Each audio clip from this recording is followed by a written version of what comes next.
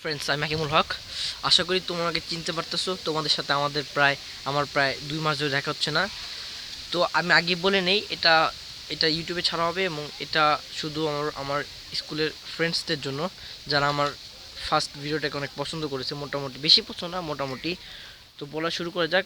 আমি কয়েকদিন আগে আমার গ্রামের নদীর সাইডে একটা ভিডিও বানাইছিলাম। এই ভিডিওটা আমার কাছে খুবই ভালো লাগেনি, খুবই বাজে হয়েছে আমি আমার জানা মতে।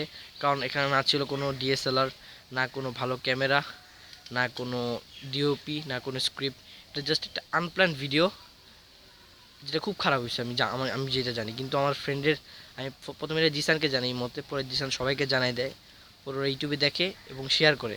আমি তাদের কাছে ওরা আমার অনেক প্রশংসা করে, জিসান আমাকে বলছে এটা।